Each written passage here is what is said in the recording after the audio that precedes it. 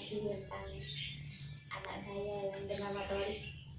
Oh ya, sebelumnya perkenalkan, nama saya Putri Nurhida, mahasiswa Politeknik Negeri Jember, jurusan Kesehatan, program studi gizi klinik. Di sini saya akan membacakan identitas pasien terlebih dahulu. Namanya Ahmad Tori Roza, kalau benar? Ya. Jenis kelaminnya laki-laki, usianya 12 tahun, ya. Tanggal lahir 12 Maret 2009, alamatnya di Dusun Kerajaan RT 3 RW 3 Ambulu. Pekerjaannya pelajar dan Torik ini dirawat di ruang kamar VIP dan didiagnosa medis yaitu appendix. Untuk hasil screening awalnya dapat disimpulkan bahwa anak ibu tidak berisiko malnutrisi.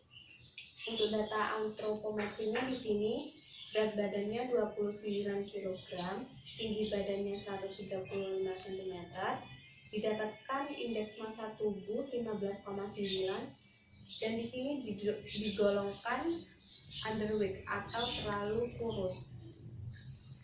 Untuk berat badan idealnya 31,5 kg. Untuk hasil biokimianya, untuk HB-nya rendah, trombositnya tinggi, PCV-nya rendah, segmennya tinggi, limfositnya rendah. Untuk biokimianya itu saja, dan untuk fisik dan klinisnya tekanan darahnya rendah, dan Torik ini mengalami nyeri perut, mual, dan muntah. Mungkin itu efek dari pasca operasi. Dan untuk riwayat makannya di sini hasil FSQ-nya, yang pertama, Torik itu makannya 3 kali sehari saja ya? Iya. Dan untuk konsumsi selingannya, Torik itu suka peyek, keripik tempe, dan kerupuk. Torik juga jarang mengkonsumsi buah, kebiasaannya suka minum teh manis. Pasien juga mengalami alergi seafood yaitu udang dan ayam potong, mengalami penurunan BB sebanyak 3 kg secara partikelnya pada saat di rumah cukup memenuhi, yaitu 52% dari angka kecukupan gizi. Untuk diagnosanya appendicitis, dan Torik ini juga tidak memiliki penyakit dahulu. Ini untuk sosial ekonomi keluarganya, jumlah anggota keluarganya 3 ya Bu ya? Iya. Pasien tinggal bersama. Oh ya Bu, sebelum saya menentukan jenis diet, waktu saya menjelaskan mungkin ada yang mau ditanyakan atau terlalu cepat, mohon disampaikan ya Bu ya. Di sini saya akan memberikan jenis diet pasca bedah.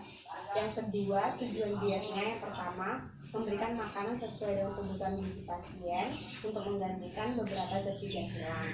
Yang kedua, mempercepat penyembuhan. Yang kedua, tujuan dietnya yang pertama, memberikan makanan sesuai dengan kebutuhan gizi pasien untuk menggantikan beberapa zat tidak hilang. Yang kedua, mempercepat penyembuhan luka. Yang ketiga, meringankan kerja saluran cerna. Yang keempat, menormalkan kadar HB. Yang kelima, memperbaiki status gizi pasien agar mencapai normal. Untuk prinsip dietnya di sini ada 8 Bu. Yang pertama, energinya cukup, proteinnya tinggi, lemaknya cukup, karbohidratnya juga cukup, seratnya tinggi, vitamin A dan C-nya juga cukup, tinggi Fe, mineral zinc cukup. Untuk cara dietnya, energinya di sini didapatkan 1056,7 kilokalori, proteinnya tinggi 7 kilokalori, proteinnya tinggi sebanyak 76 gram, lemaknya cukup sebesar 42,2 gram, tahannya juga cukup 209,2 gram, seratnya 15 gram, vitamin A-nya 960 mg, vitamin C 550 mg, dan untuk zinc-nya 18 mg dan Fe-nya 18 mg. Untuk makanannya lunak ya Bu ya. Dan makanan tersebut disajikan porsi kecil namun sering, yaitu 3 kali makan utama dan 2 kali selingan. Menghindari makanan yang berbumbu tajam, misalkan lada jangan dulu, ataupun cabai jangan. Dan nanti saya akan melakukan intervensi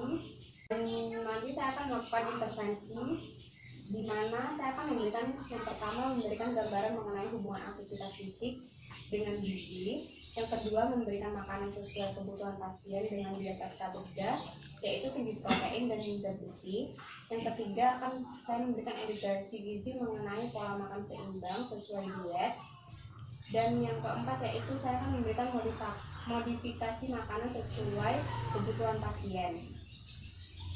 Yang kelima, saya akan memodifikasi makanan yang mengandung serat tetapi akan diberikan secara bertahap. Yang keenam, saya akan memberikan edukasi terkait manfaat aktivitas fisik terhadap kesehatan pasien agar menerapkan pola hidup yang sehat dengan berolahraga secara teratur. Di akhir nanti saya akan memberikan monitoring dan evaluasi kepada pasien, kepada anak ibu, agar semua apa yang saya rencanakan targetnya tercapai dan anak ibu bisa sehat kembali. Itu saja, mungkin ada yang ditanyakan, Bu. Terima kasih, mungkin nanti bisa konsultasi lewat WA ataupun ibu bisa ke ruangan saya. Terima kasih.